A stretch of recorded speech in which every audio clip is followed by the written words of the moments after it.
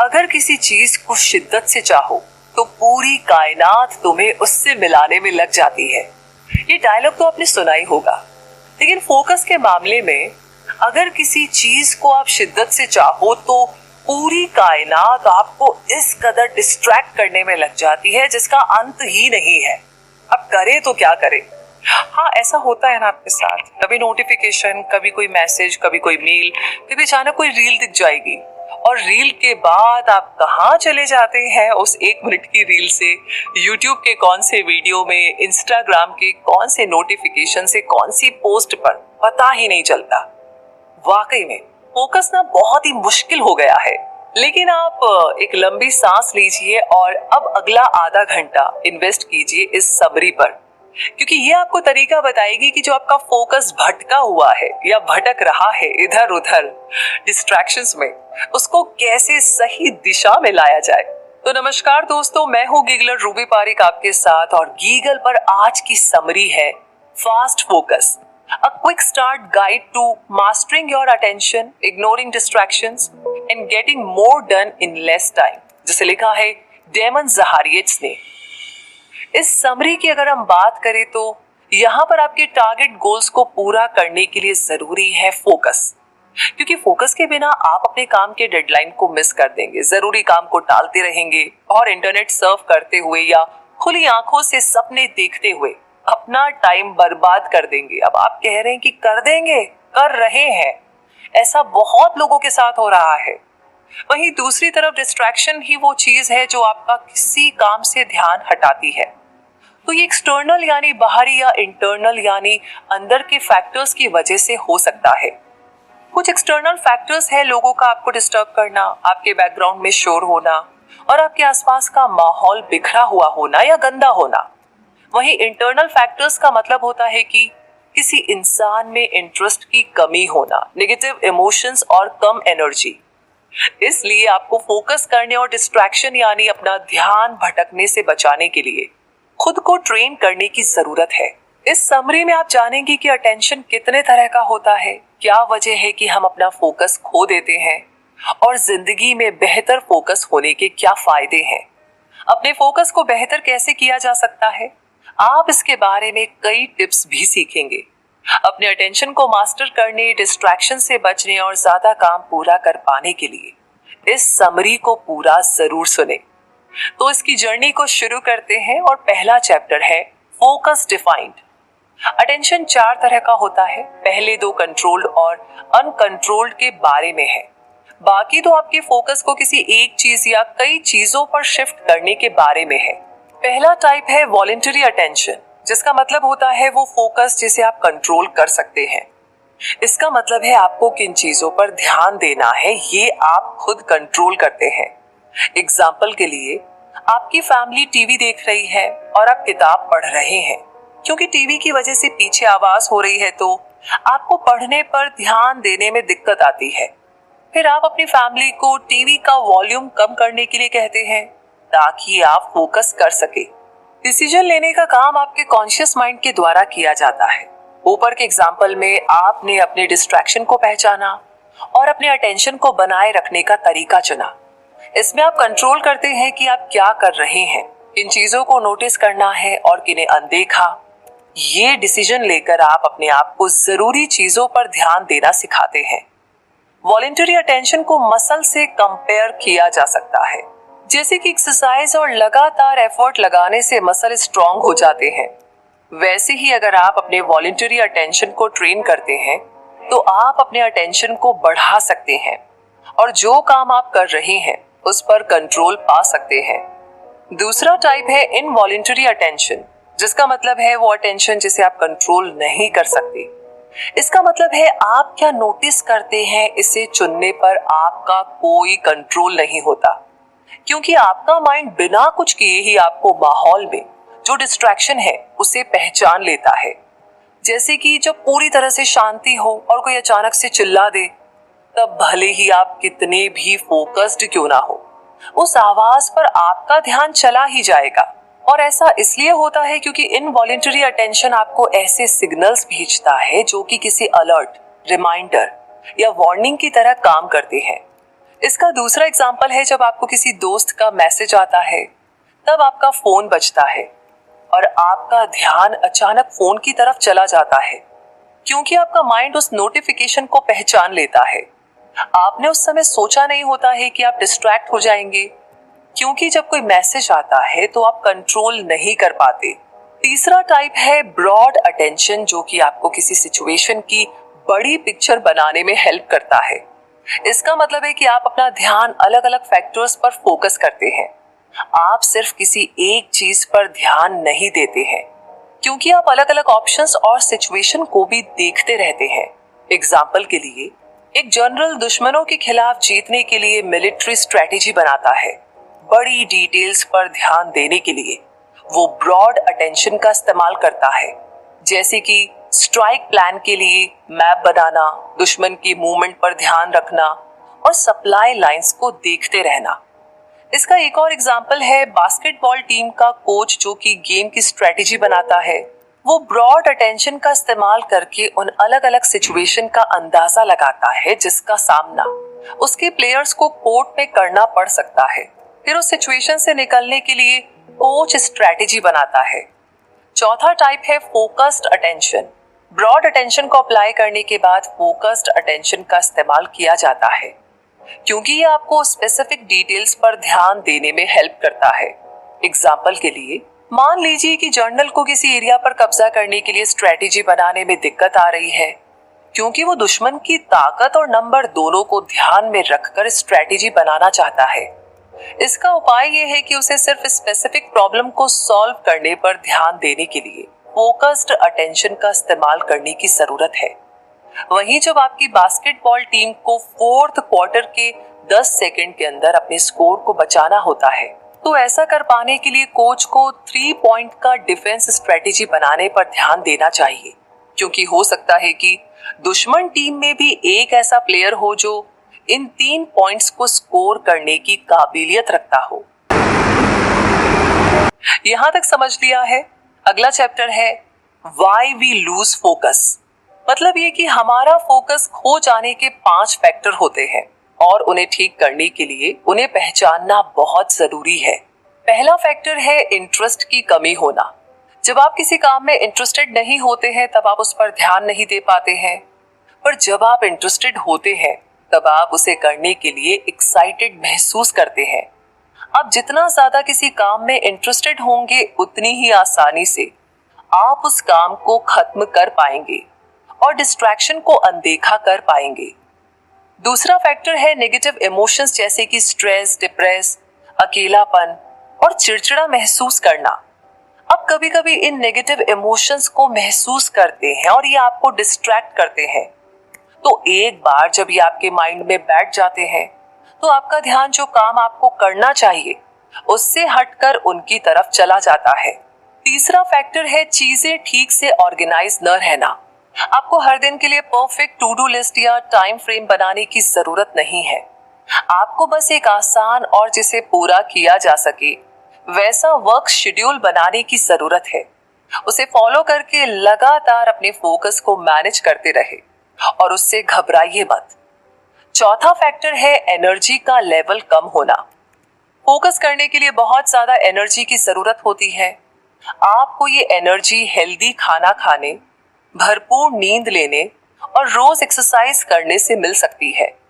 इसलिए जब आप इन एनर्जी देने वाली एक्टिविटीज को नजरअंदाज करते हैं तो आपके लिए फोकस बनाए रखना मुश्किल हो जाता है। पांचवा फैक्टर है अपने टाइम पर कंट्रोल न होना। टाइम मैनेजमेंट बहुत जरूरी होता है।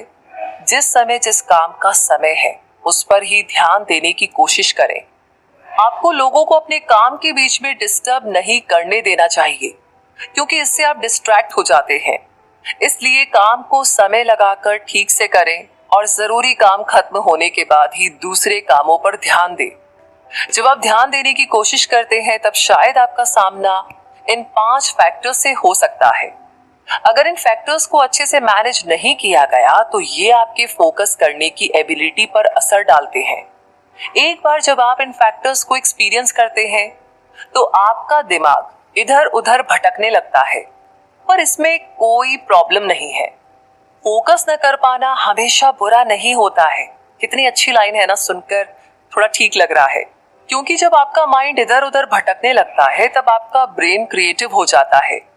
ये आपको उस प्रॉब्लम को अलग तरीके से देखने में मदद करता है और ऐसे सॉल्यूशंस को ढूंढने में मदद करता है जिन्हें आप पूरी तरह फोकस्ड रहकर नहीं पहचान पाते। लेकिन इसका मतलब ये नहीं है कि आप अपने माइंड को हमेशा इधर उधर भटकने दें। अब भी आपको ये मैनेज करना होगा कि आपका दिमाग कब और कहां भटक रहा है। ऐसा इसलिए क्योंकि अपने माइंड के भटकने को कंट्रोल न कर पाना आपके काम की प्रोडक्टिविटी और परफॉर्मेंस पर असर डालता है। इसलिए जब आपको फोकस करने की जरूरत हो तब जरूर करें, और जब आप ऐसा कोई काम कर रहे हो जिसपे पूरी तरह ध्यान लगाने की जरूरत नहीं है तब अपने माइंड को आराम से भटकने दें। एग्जाम्पल के लिए कोई बुक पढ़ते टाइम फोकस करे और वॉक करने के दौरान या जिम में एक्सरसाइज करते टाइम या फिर नहाते टाइम अपने माइंड को इधर उधर भटकने दे। तो इस तरीके से आप दोनों काम कर सकते हैं। आप जरूरी काम भी खत्म कर लेते हैं और अपने माइंड को क्रिएटिव भी बनने देते हैं। तो अब आता है अगला chapter, top 10 obstacles to staying focused. आइए जानते हैं। कभी कभी भले ही आप कितनी भी कोशिश कर लीजिए फिर भी फोकस नहीं कर पाते हैं। थकान, स्ट्रेस या फिर गुस्सा होने से आपका फोकस खत्म हो जाता है। इसलिए जरूरी है कि आपको पता हो कि आप इस समय कैसी सिचुएशन को एक्सपीरियंस कर रहे हैं ताकि आप दिक्कत को समझ सके और फिर से अपना फोकस ला सके। तो यहाँ पर टॉप 10 रुकावटों के बारे में बताया गया है जो शायद आपको फोकस करने से रोक सकते हैं। पहली रुकावट है मेंटल थकान होना। घंटों तक इस्तेमाल करने के बाद आपका ब्रेन थक जाता है और जब ये थक जाता है तब आप फोकस नहीं कर पाते हैं और बहुत ज्यादा डिस्ट्रैक्ट होने लगते हैं। अगर आप रात में भरपूर नींद नहीं लेते हैं तब भी आपका ब्रेन थकान महसूस करता है जिससे अगले दिन की प्रोडक्टिविटी पर असर पड़ता है। दूसरी रुकावट है बेचैनी होना, जो चिंता करने या परेशान होने की वजह से होती है। जब आपको किसी चीज की वजह से चिंता होती है तो आपका ब्रेन आपको उसके बारे में पता लगाने और उस प्रॉब्लम को ठीक करने का सिग्नल देता है। पर कुछ प्रॉब्लम्स ऐसी भी होती है जिन्हें आप ठीक नहीं कर सकते, जिसकी वजह से आपको और भी ज्यादा चिंता महसूस होती है। इसलिए चिंता करना आपके फोकस करने की एबिलिटी पर असर करता है, क्योंकि आपका माइंड हमेशा किसी और चीज के बारे में सोचता रहता है। तीसरी रुकावट है वो स्ट्रेस जो आप लगातार चिंता के स्टेट में रहने की वजह से महसूस करते हैं। ये अपने दिन पर कंट्रोल न होने, आगे आ रही डेडलाइन के प्रेशर, तैयारी न होने की चिंता और लाइफ से जुड़ी कोई बड़ी घटना जैसे डाइवोर्स, इन सब वजहों से हो सकता है। चौथा है इंटरप्शन, यानी काम में अड़चन या खलल आना। कलीग्स और फोन कॉल्स की वजह से हो रहा डिस्ट्रैक्शन आपके फोकस के मोमेंटम को खत्म कर देता है। ये फ्रस्ट्रेटिंग होता है क्योंकि लोग आपको तब टोक देते हैं जब आप कोई इंपॉर्टेंट काम कर रहे होते हैं। पांचवा है मेंटल क्लैरिटी की कमी होना। ब्रेन स्वभाव से इमेजिनेटिव होता है। इसके पास छोटे छोटे थॉट्स और आइडियाज होते हैं जो अचानक से बाहर आ जाते हैं और आपके काम के बीच में रुकावट बनते हैं। इसे मेंटल क्लटर कहते हैं, जिसका मतलब है आपके पास एक क्लियर माइंड नहीं है। जब आप फोकस करने की कोशिश करते हैं तो आपका ब्रेन अलग अलग चीजों के बारे में सोचता रहता है। नंबर 6 पर है अनसुलझी प्रॉब्लम्स। और ये सुनकर के आप सोच रहे होंगे कि इनका तो पिटारा भरा पड़ा है, इतनी सारी है। एग्जाम्पल के लिए आपने अपने पार्टनर से बहस की थी और अभी तक आप दोनों के बीच में चीजें क्लियर नहीं हुई है। इसका मतलब है कि आपकी बहस अब तक सुलझी नहीं है, जिसके बारे में आप बार बार सोचते रहते हैं। 7वां है खराब प्लानिंग। अगर आप बिना प्लान के कोई काम करेंगे तो आप जरूरी कामों को पूरा नहीं कर पाएंगे और जो जरूरी नहीं है उन कामों से डिस्ट्रैक्ट हो जाएंगे। एग्जाम्पल के लिए आपको क्या सामान खरीदना है उन चीजों की लिस्ट बनाए बिना ही आप ग्रोसरी स्टोर चले जाते हैं। इसका मतलब है आपको जो चीजें चाहिए उनके बारे में पता ही नहीं है, जिससे कि आप जो जरूरी नहीं है उन चीजों को खरीद लेंगे और जो जरूरी सामान है उन चीजों पर आपका ध्यान नहीं जाएगा। 8वां है फिजिकल क्लटर। जब आपकी डेस्क के आसपास की जगह बिखरी हुई होती है तो आप काम पर ध्यान नहीं दे पाते हैं, और ऐसा इसलिए होता है क्योंकि आपके आसपास बिखरी हुई चीज ज्यादातर समय आपको डिस्ट्रैक्ट करेगी। नौवां है सोशल मीडिया, जो कि एक लत लगने वाली एक्टिविटी है जो लोगों के लिए बहुत बड़ा डिस्ट्रैक्शन बन जाती है। एग्जाम्पल के लिए जो स्टूडेंट सोशल मीडिया ब्राउज करते जाते हैं वो बाद में अपना असाइनमेंट खत्म करने के लिए पूरी पूरी रात जागे रहते हैं। ऐसा इसलिए होता है क्योंकि वो अपनी एक्टिविटी को शुरू करने की बजाय इंटरनेट पर अपना सारा टाइम बर्बाद कर देते हैं। और जो आखिरी रुकावट है वो है आपका फोन। आप इसे इस्तेमाल करें या ना करें, ये आपको डिस्ट्रैक्ट करता ही रहेगा, क्योंकि उस पर लगातार मैसेजेस के नोटिफिकेशन, सोशल मीडिया के अपडेट, ईमेल्स वगैरह आते रहते हैं। जैसे ही आप रिंगटोन सुनते हैं या अपने फोन का वाइब्रेशन महसूस करते हैं तो ये नोटिफिकेशन आपके फोकस में रुकावट बनता है। तो ये 10 ऑब्स्टिकल्स के बारे में तो हमने जान लिया। अब इस चैप्टर में जानेंगे 7 ways improved focus will positively affect your life। Focus improve होने के 7 फायदे होते हैं। पहला है प्रोडक्टिविटी का बढ़ना। आपका अपने काम पर फोकस्ड रहना जरूरी है। सारे डिस्ट्रैक्शन को नजरअंदाज करके काम में लगे रहे, अपना पूरा ध्यान दे और कोई भी रुकावट न आने दे। याद रखिए कि ऐसा करने से आप कम टाइम में ज्यादा काम कर पाएंगे। दूसरा है इससे रिश्ते बेहतर होते हैं। अगर आपको काम करना है तो काम पर ध्यान दें। अगर आप अपने दोस्तों या करीबी लोगों के साथ हैं तो उस पल में पूरी तरह प्रेजेंट रहने पर ध्यान दें। अपने काम के बाद खुद को भी स्पेस दें। ऐसा करने से आप खुद के साथ और दूसरों के साथ मजबूत रिश्ते बना पाएंगे। तीसरा है क्रिटिकल थिंकिंग। जब आप क्रिटिकली यानी गहराई या गंभीर रूप से सोचते हैं तब आपको एक चीज पर ध्यान देना होता है। ऐसा आप किसी सिचुएशन के बड़े पिक्चर या स्पेसिफिक डिटेल्स पर ध्यान देकर कर सकते हैं। ये सिचुएशन पर डिपेंड करता है। एग्जाम्पल के लिए आपके बच्चे खाने को लेकर के किसी से लड़ रहे हैं तो आप खाने को बराबर बांट कर और बच्चों को दूसरों के साथ शेयर करना सिखाकर इस प्रॉब्लम से डील कर सकते हैं। इस तरह आपने बड़े पिक्चर के सॉल्यूशन पर ध्यान दिया जिसने अभी के लिए भी और बाद के लिए भी आपकी मदद की। चौथा है ज्यादा ग्रीट होना। ग्रीट का मतलब होता है किसी काम को करने के लिए ठान लेना जो आपको लगातार कोशिश करते रहने और मुश्किल का सामना करने पर भी हार न मानने में मदद करता है। सक्सेस पाने के लिए आप में लगन होनी चाहिए। अपने ध्यान को अपने गोल की तरफ लगाए रखें ताकि आप फोकस्ड रह पाए, फिर भले ही आपको कोई भी रुकावट का सामना क्यों न करना पड़े। पांचवा है बेहतर डिसीजन लेना। डिसाइसिवनेस का मतलब होता है बिना ज्यादा जांच परख किए कोई डिसीजन ले पाना। इसका मतलब है सिचुएशन को परखना, सारे फैक्टर्स को ध्यान में रखना जो पॉसिबल है, वो सॉल्यूशन ढूंढना और प्रॉब्लम को ठीक करने के लिए सबसे अच्छा तरीका चुनना। ये ऐसी स्किल है जिसे बार बार प्रैक्टिस करके डेवलप किया जा सकता है और इससे सही डिसीजन लेने के लिए फोकस करने की जरूरत होती है। छठा है नई इंफॉर्मेशन को अच्छे से याद रख पाना। अपने स्ट्रेस लेवल को घटाकर रात में अच्छी नींद लेकर और अपने एनर्जी लेवल को बढ़ाकर आप इंफॉर्मेशन को आसानी से याद रख सकते हैं। एक हेल्दी डाइट और एक्सरसाइज के जरिए अचीव की जा सकती है जो कि फोकस को इम्प्रूव करने में मदद करती है। सातवां है सेल्फ कॉन्फिडेंस का इम्प्रूव होना। तो अगर आप यहाँ पर बताए गए 6 तरीकों को मास्टर कर लेते हैं तो आप बहुत कॉन्फिडेंट हो जाएंगे। आप ऐसा महसूस करेंगे कि आप कुछ भी हासिल कर सकते हैं क्योंकि ये टिप्स आपके फोकस को बढ़ाती हैं। फोकस्ड माइंड होने से आप चीजों के ऊपर कंट्रोल पा सकते हैं, परफॉर्म करने के लिए कॉन्फिडेंट रह सकते हैं और डिस्ट्रैक्शन को दूर कर सकते हैं। How to create an environment that helps you to focus. आपके फोकस को इम्प्रूव करने के लिए आपके काम करने का माहौल भी जरूरी होता है। जितना ज्यादा सपोर्टिव माहौल होगा उतना ज्यादा आप डिस्ट्रैक्शंस को नजरअंदाज कर पाएंगे, अपने काम पर ध्यान दे पाएंगे और एक मोमेंटम के स्टेट को अचीव कर पाएंगे।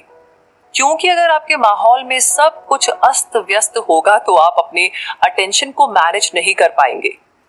तो यहाँ पर कुछ ऐसे टिप्स हैं जो एक ऐसा वर्किंग एनवायरनमेंट बनाने में हेल्प करेंगे जो कि आपके फोकस को बढ़ा सके। पहला फैक्टर है लाइट।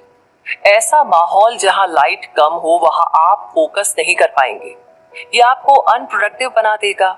इसके बजाय आपको एक ऐसा वर्किंग एनवायरनमेंट बनाना चाहिए जहां पर भरपूर लाइट हो, अगर पॉसिबल है तो आप नेचुरल लाइट का भी इस्तेमाल कर सकते हैं।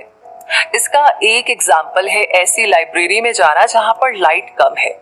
यहाँ आपका मोटिवेशन खत्म हो जाएगा क्योंकि आप ठीक से चीजों को पढ़ नहीं पाएंगे और ठीक तरह से लाइट न होने की वजह से आपको नींद आएगी। दूसरा फैक्टर है बैकग्राउंड में होने वाला शोर। आसपास की आवाजें, चलने की आवाज, क्लिक करने की आवाज और रिंग होने की आवाज कुछ ऐसे डिस्ट्रैक्शंस हैं जिन पर आपका ध्यान चला ही जाता है। तो ऐसी आवाजों को पहचानना जरूरी है जिसकी वजह से आपका कंसंट्रेशन खत्म होता है। क्योंकि हर इंसान अलग होता है। जैसे कुछ लोग हल्की पुल्की आवाज जैसे कि व्हाइट या ब्राउन नॉइज को सुनते हुए भी फोकस कर सकते हैं। व्हाइट नॉइज का एक एग्जाम्पल है पंखे या एसी की आवाज। वहीं लहरों और बारिश की आवाज ब्राउन नॉइज का एग्जाम्पल है। कुछ लोग शोर शराबे वाले माहौल से ज्यादा शांत माहौल को पसंद करते हैं। इसलिए कभी कभी लोगों का कंसंट्रेशन उनके वर्किंग एनवायरनमेंट में होने वाली आवाज पर डिपेंड करता है। अगर आपको नहीं पता कि आप किस ग्रुप में आते हैं तो एक्सपेरिमेंट करें। आप दिन में 30 मिनट किसी शांत माहौल में काम करके देख सकते हैं और फिर 30 मिनट क्लासिक म्यूजिक बजाकर या जहां बैकग्राउंड में बहुत सारी आवाजें आ रही हैं ऐसी जगह पर जाकर काम करें। हर एक्टिविटी का खुद पर और अपने कंसंट्रेशन पर होने वाले असर को लिखें। बाद में अपने नोट्स को देखें और प्रोडक्टिव होकर काम करने के लिए बेस्ट तरीके का इस्तेमाल करें। तीसरा फैक्टर है कंफर्ट यानी आराम। अगर आप अपनी कुर्सी, अपनी डेस्क की पोजीशन, अपने कपड़ों या जूतों की फिटिंग या अपने बैठने के पोस्चर को लेकर अनकंफर्टेबल महसूस कर रहे हैं तो आप कंसंट्रेट नहीं कर सकते। इन फैक्टर्स का सही होना आपको फोकस्ड रहने में मदद करेगा क्योंकि आपकी बॉडी को आराम महसूस होता रहेगा।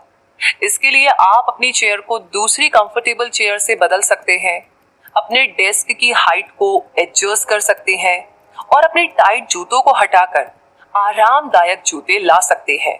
आप अपने बैठने के पोस्चर पर भी ध्यान दे सकते हैं और उसे बदल सकते हैं। एग्जाम्पल के लिए आप झुककर बैठने के बजाय अपनी पीठ सीधी रखकर बैठने की प्रैक्टिस करें। गले और आंख पर पड़ने वाले प्रेशर को अवॉइड करने के लिए आप अपने और कंप्यूटर के मॉनिटर के बीच की दूरी को भी एडजस्ट कर सकते हैं। आखिर में जब आप बैठे बैठे और काम करते करते थक जाएं, तो आपको ब्रेक जरूर से लेना चाहिए। अपने मसल्स को स्ट्रेच करने के लिए खड़े होकर थोड़ा वॉक जरूर करें। चौथा फैक्टर है आरामदायक टेम्परेचर। आपको अपने काम करने की जगह पर टेम्परेचर को मैनेज करना चाहिए और उसके हिसाब से एडजस्ट करना चाहिए। अगर वहां बहुत ज्यादा गर्मी है तो आप अपने कपड़े के कुछ लेयर हटा सकते हैं ताकि आप कंफर्टेबल हो जाएं। आप कूल रहने के लिए एक छोटा पंखा या गर्म रहने के लिए हीटर भी साथ में ला सकते हैं। ये आप पर डिपेंड करता है कि काम करते समय कंफर्टेबल महसूस करने के लिए टेम्परेचर के हिसाब से एडजस्ट करने के लिए जो जरूरी है वो करें। पांचवा फैक्टर है हवा की क्वालिटी। पोल्यूशन की वजह से कुछ लोगों को सिर दर्द, उल्टी होना, थकान लगना और एलर्जी हो सकती है। ये उनकी प्रोडक्टिविटी पर भी असर करता है। अगर आप ऐसा एक्सपीरियंस कर रहे हैं तो आपको अपने काम करने की जगह पर बेहतर एयर क्वालिटी पाने के लिए वेंटिलेशन सिस्टम को इम्प्रूव करना चाहिए।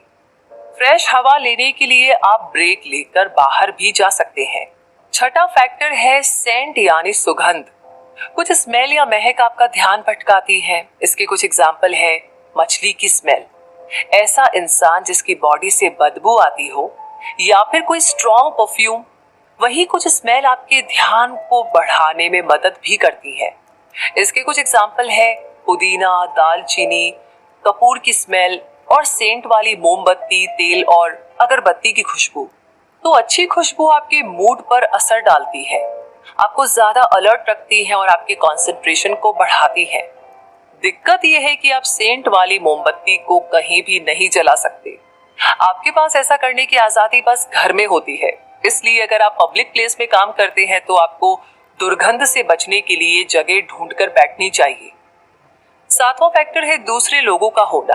अगर बगल में हो रही बातचीत, तेज आवाज और लोगों की हंसी से आप डिस्ट्रैक्ट होते हैं तो इसके डिस्टर्बिंग असर को कम करने के तरीके ढूंढें। अगर आप लोगों से धीरे बात करने के लिए नहीं कह सकते हैं तो अपनी जगह बदल दीजिए। आप आवाज को रोकने वाले हेडफोन पहन सकते हैं। और उसमें कोई सूदिंग म्यूजिक चला सकते हैं। 8वां फैक्टर है ऑर्गेनाइजेशन। अपने काम करने वाली जगह को ऑर्गेनाइज करके रखना आपके फोकस को मेंटेन करने के लिए बहुत जरूरी है। अपनी मेंटल हेल्थ के लिए जगह को खुला खुला रखने के लिए आप उन फर्नीचर्स को हटा सकते हैं जो काम के नहीं है। आसानी से मिल पाने के लिए आप अपने फाइल्स को क्लिप, लेबल, स्टैम्प और रबर बैंड की मदद से ऑर्गेनाइज कर सकते हैं। इसके साथ ही आप पेन, कैंची और पेंसिल रखने के लिए एक कंटेनर का इस्तेमाल कर सकते हैं। काम करने की जगह को अलग रखें और ब्रेक लेने के लिए अलग रूम रखें। आप गूगल ड्राइव या माइक्रोसॉफ्ट वन ड्राइव जैसे क्लाउड सर्विस में स्टोर करके ऑनलाइन डॉक्यूमेंट्स को ऑर्गेनाइज कर सकते हैं। इस तरह से आप फिजिकल कॉपीज को हटा सकते हैं और अपने ऑफिस में जगह खाली कर सकते हैं। 9वां फैक्टर है क्लटर यानी चीजों का अंबार होना। आसपास की चीजों का बिखरा हुआ होना आपको डिस्ट्रैक्ट करेगा। इसे ठीक करने के लिए आपको काम के लिए जिन चीजों की जरूरत है उसकी लिस्ट बनाएं और उन्हें ध्यान से ऐसी जगह रखिए जहां वो आपकी पहुंच के अंदर हो। आप अपने डेस्क से उन चीजों को हटा सकते हैं जिनकी आपको जरूरत नहीं है। केबल को भी सही तरीके से अरेंज करके रखें ताकि वे उलझे हुए और डिस्ट्रैक्टिंग न लगे। 10वां फैक्टर है टाइम इंडिकेटर। टाइम देखने के लिए अपने फोन का इस्तेमाल न करें क्योंकि ये आपको डिस्ट्रैक्ट कर सकता है। इसकी जगह घड़ी पहने या फिर अपने ऑफिस की दीवार पर घड़ी लगाएं। कई लोग ऐसा करते हैं क्योंकि ऐसा करने से आप दूसरी इंफॉर्मेशन से डिस्ट्रैक्ट हुए बिना आसानी से टाइम देख सकते हैं। और ऐसा इसलिए होता है क्योंकि आपको बस टाइम दिखता है और कुछ नहीं। 11वां फैक्टर है ड्राई इरेज बोर्ड। अपनी टू डू लिस्ट को लिखने के लिए और अपने आइडियाज को रिकॉर्ड करने के लिए इस बोर्ड का इस्तेमाल करें। क्योंकि आपका माइंड भटकता रहता है तो आप अपने थॉट्स को इस बोर्ड पर लिख सकते हैं और जब आप अपना काम खत्म कर ले तब वापस उस बारे में सोच सकते हैं।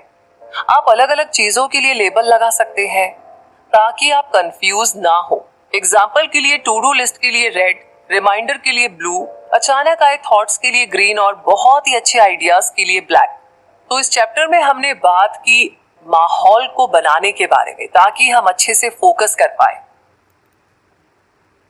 अब अगले चैप्टर में जानेंगे 15 tactics that will immediately improve your focus. यहाँ पर आपके फोकस को तुरंत बढ़ाने के लिए 15 तरीके बताए गए हैं। पहला है कि एक टाइमर सेट करें। घड़ी के अलावा आपको अपनी डेस्क पर एक टास्क टाइमर जरूर से रखना चाहिए। यह आपको हर काम की डेडलाइन और टाइम फ्रेम के बारे में याद रखने में हेल्प करेगा। ध्यान रखिए कि ऐसे डेडलाइन सेट करें जिन्हें पूरा करना आपके बस में हो, यानी कि वो रियलिस्टिक हो। अगर आपको किसी काम को खत्म करने के लिए 1 घंटे की जरूरत है तो उस काम के लिए 2 घंटे का समय ना रखें, क्योंकि इससे आपको लगने लगेगा कि आपके पास बहुत सारा टाइम है और आप फिर उस काम को आराम आराम से धीरे धीरे करते ही रहेंगे और हो सकता है कि वो काम पूरा ही ना हो पाए। आगे आपको एक रिवॉर्ड और कॉन्सिक्वेंस सिस्टम यानी उस काम से मिलने वाला इनाम या उसे पूरा ना करने का अंजाम भी बनाना चाहिए। तो कोई भी काम पूरा करने के बाद आप अपने आप को रिवॉर्ड दे सकते हैं, जैसे कि चॉकलेट। और अगर आपने डेडलाइन मिस कर दी है तो खुद को रिवॉर्ड दे करके भी आप सजा दे सकते हैं, जैसे कि अगर सर्दियों का टाइम है तो आप ठंडे पानी से नहा सकते हैं। ये भी एक सजा हो सकती है। वैसे आप कोई क्रिएटिव सजा हो तो बता सकते हैं कमेंट सेक्शन में। आप खुद को थोड़ा थोड़ा करके काम करना भी सिखा सकते हैं। जरूरी नहीं है कि आप 3 घंटे लगातार बैठे ही रहे। इसके बजाय 50 मिनट तक ध्यान से काम करें और फिर बीच बीच में 10 मिनट का ब्रेक लेते रहें। दूसरा है रोज 5 काम करने का लिमिट रखें। हर रोज 10 से 15 काम के बजाय आपको बस 5 काम ही करने चाहिए। इस तरीके से आप बचे हुए कामों के प्रेशर के बिना हर एक एक्टिविटी पर ज्यादा ध्यान दे पाएंगे। हर दिन बस 5 काम को पूरा करने पर ही ध्यान दें। इससे आपका स्ट्रेस भी कम हो जाएगा, क्योंकि आपको हर काम के लिए काफी समय मिलेगा और आप इन कामों को अच्छी क्वालिटी के साथ पूरा कर पाएंगे। तीसरा है कि कोई काम करने की वजह आपको पता होनी चाहिए। कोई काम करने के लिए आपके पास उसकी एक सॉलिड वजह होनी चाहिए। एग्जाम्पल के लिए आप एक कॉलेज स्टूडेंट हैं और आपको एग्जाम के लिए पढ़ना जरूरी है। अब सिर्फ पढ़ने की जरूरत होना काफी नहीं है, आपको उसका सही या सॉलिड रीजन पता होना चाहिए। खुद से कहिए कि आपको पढ़ने की जरूरत इसलिए है क्योंकि इस एग्जाम से आपकी ग्रेड्स पर असर पड़ेगा। जब आपके पास एक वजह होती है तब आप उस काम को करने के लिए मोटिवेटेड महसूस करते हैं। जब आप रिजल्ट पर फोकस होते हैं तब डिस्ट्रैक्शन को नजरअंदाज करना भी आसान हो जाता है। चौथा है उन चीजों को पहचाने जिनकी वजह से आप डिस्ट्रैक्ट होते हैं। ये भूख लगना, बोर होना, फ्रस्ट्रेट होना और मूडी होने की वजह से हो सकता है, या ये email, phone call, social media और शोर करने वाले कोवर्कर्स की वजह से भी हो सकता है। अपने डिस्ट्रैक्ट होने के रीजन को पहचाने और उससे बचने के लिए तरीके ढूंढे। एग्जाम्पल के लिए, सिरदर्द से बचने के लिए ज्यादा चीनी वाली चीजें ना खाएं। पांचवा है रोज एक टू डू लिस्ट का इस्तेमाल करें। जो भी काम आप पूरा करना चाहते हैं उन्हें लिख कर रख लेना उन्हें अपने दिमाग से निकालने का एक तरीका है। ये काम और डेडलाइंस के लिए एक रिमाइंडर की तरह भी काम करता है। इस तरीके से आपको इस बात की चिंता नहीं रहती है कि आप कोई काम भूल जाएंगे। आप बस हर काम को पूरा करने पर फोकस कर सकते हैं। छठा है बार बार ब्रेक लेते रहें। अपने ब्रेन को नई इंफॉर्मेशन को समझने के लिए, मेमोरी में जरूरी डिटेल्स को याद रखने के लिए और उसे नए कनेक्शन बनाने देने के लिए आपको थोड़ी देर आराम करना चाहिए।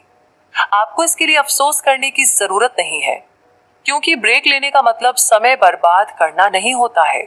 आप 10 से 30 मिनट का पावर नैप भी ले सकते हैं। इस तरह आप अपने माइंड और बॉडी को आराम दे सकते हैं। सातवां है एक काम करने पर ही ध्यान दें। एक साथ बहुत सारे काम करने से कुछ नहीं होता। इसके बजाय आपको एक के बाद एक काम में स्विच करना चाहिए।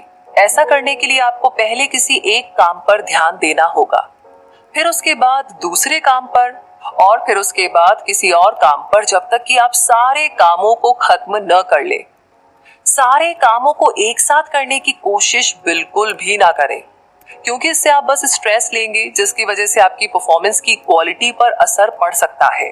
आठवां है कि एक जैसे काम को एक बैच में रखें। इस मेथड का इस्तेमाल करने के लिए आपको अपने सारे काम एक जगह लिख लेने हैं। उस लिस्ट को फिर से चेक करना है और एक जैसे कामों को एक ग्रुप में रखना है। एग्जाम्पल के लिए, मान लीजिए आपके पास पढ़ने के लिए कई ईमेल्स पड़े हुए हैं। आपको अपने बिल्स भरने हैं, कुछ कॉल्स करने हैं और कुछ रिपोर्ट्स भी बनानी है। इन कामों को पूरा करने के लिए हर एक ग्रुप के लिए एक समय डिसाइड कीजिए। नौवां है कि दिन को छोटे छोटे टुकड़ों में अरेंज करें। आपको हर काम के लिए अलग अलग समय रखना चाहिए और फिर उसमें अपनी सारी एनर्जी लगा देनी चाहिए। एग्जाम्पल के लिए 45 मिनट तक काम करें, फिर 10 मिनट का ब्रेक ले लीजिए, फिर 45 मिनट काम करें और फिर 10 मिनट का ब्रेक लें, और ऐसा ही करते रहें। इस तरह से आपके ब्रेन पर ज्यादा प्रेशर नहीं पड़ेगा और अपने पर्सनल चीजों के लिए भी आपको अलग से समय मिल जाएगा। 10वां है डिस्कनेक्ट होना। जब आप काम करना शुरू करें तब अपने फोन और वाईफाई को बंद कर दें। उन्हें तब तक इस्तेमाल ना करें जब तक कि आप ब्रेक ना लें। अगर आपको कुछ ऑनलाइन ढूंढने की जरूरत है तो उसे कहीं पर लिख कर रख लें, ताकि आप उसे बाद में ढूंढ सकें और फिर काम पर लग जाएं। 11वां है दूसरों की उम्मीदों को बदलें। आप अवेलेबल हैं या नहीं, उसके लिए अपने खुद के रूल्स और बाउंड्रीज को बनाएं। लोगों को अपने रूल के बारे में बताएं, जैसे कि जब आप कुछ कर रहे हैं तब आप किसी की भी बात नहीं सुनेंगे। इस तरह से लोगों को समझ में आ जाएगा कि काम करने के दौरान आप उनकी बात सुनने के लिए तैयार नहीं हैं। उन्हें बस सच सच बता दीजिए, फिर जब आपके पास खाली समय हो तब आप उनसे बात करें। 12वां है अपने एनर्जी लेवल को मैनेज करें। ऐसा करने के लिए यहाँ पर कुछ स्टेप्स बताए गए हैं। पहले एक एक्सेल स्प्रेडशीट बनाएं। लेफ्ट कॉलम में वो सारी एक्टिविटीज लिखिए जो आपको सुबह उठने से लेकर शाम तक करनी है। अगले कॉलम में उस काम के लिए कितनी एनर्जी की जरूरत है वो लिखें। आप सबसे ज्यादा एनर्जी के लिए 1 और सबसे कम एनर्जी के लिए 5 का इस्तेमाल कर सकते हैं। अगला कॉलम एनर्जी लेवल के पीछे की डिटेल्स या वजह को लिखने के लिए होगा। दूसरा, अपने एनर्जी लेवल को ट्रैक करें। एग्जाम्पल के लिए, जब आप सुबह 8 बजे कॉफी पीते हैं तब आपके एनर्जी लेवल पर उसके पड़ने वाले इफेक्ट को लिखें और आगे भी ऐसा ही करते रहें। 2 हफ्तों तक ये काम करते रहें। तीसरा, अपनी स्प्रेडशीट में लिखी गई डिटेल्स को फिर से देखें। देखिए कि हर टास्क के एनर्जी लेवल के लिए आपको क्या एडजस्टमेंट करने की जरूरत है। 13वां, मेडिटेशन करें। आप कहीं पर भी मेडिटेशन कर सकते हैं, पर ध्यान रखिए कि वो शांत जगह हो। आपको बस 3 मिनट तक अपनी आंखें बंद करके रिलैक्स करना है और अपनी सांसों पर ध्यान देना है और इस टाइम को धीरे धीरे आगे बढ़ाना है। 14वां है, अपने ईमेल को अवॉइड करें। बार बार अपने ईमेल को चेक करना बंद करें। ये आपके लिए एक बहुत बड़ा डिस्ट्रैक्शन है। दिन में बस 2 बार आप ऐसा टाइम डिसाइड कर सकते हैं जब आप अपना ईमेल चेक करेंगे, और ध्यान रहे कि आप ये काम तभी करें जब आपने ब्रेक लिया हो। ऐसे टाइम को चूज करना बेस्ट होगा जब आपका एनर्जी लेवल कम रहता है, ताकि आप ज्यादा एनर्जी जरूरी काम पर लगा सके।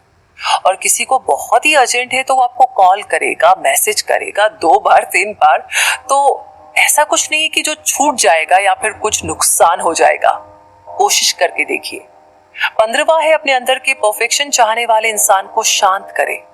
चीजों को परफेक्ट करने की कोशिश न करें। अपने काम के हर फेज में सबसे बेस्ट क्वालिटी लाने का गोल ना रखें, क्योंकि आपको उस काम को पूरा करने से रोकेगा।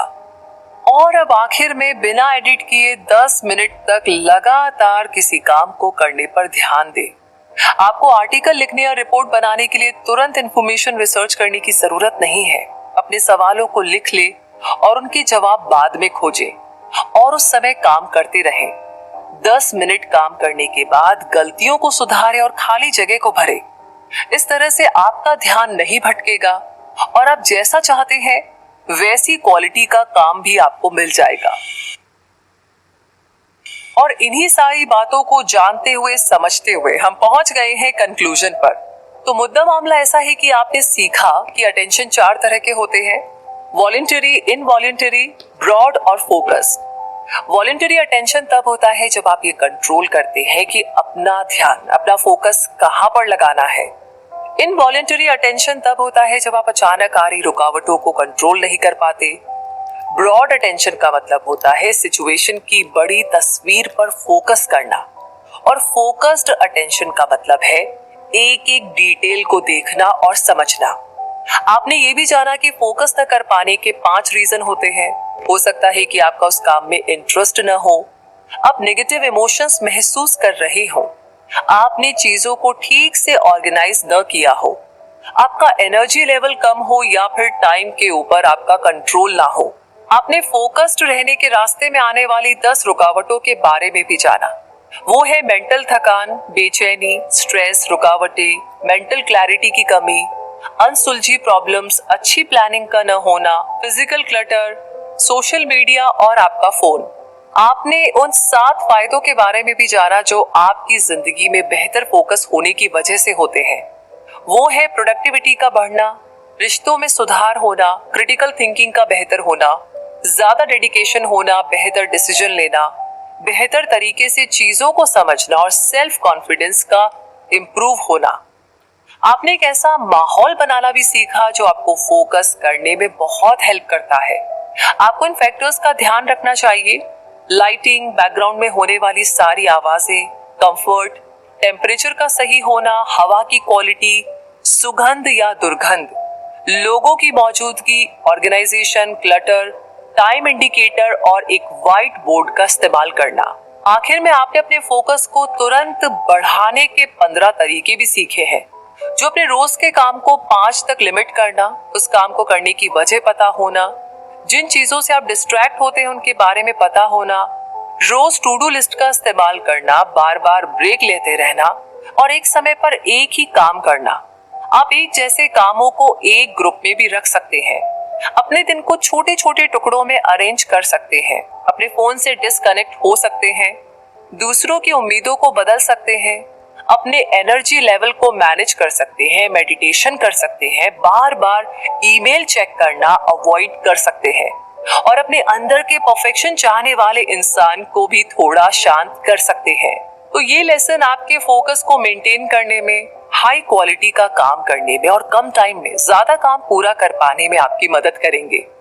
ये आपका खुद के साथ और जिनसे आप प्यार करते हैं उन लोगों के साथ रिश्ते को इम्प्रूव भी करेंगे, क्योंकि अब आप पर्सनल और प्रोफेशनल मामलों को लेकर के अपने फोकस को कंट्रोल कर सकते हैं।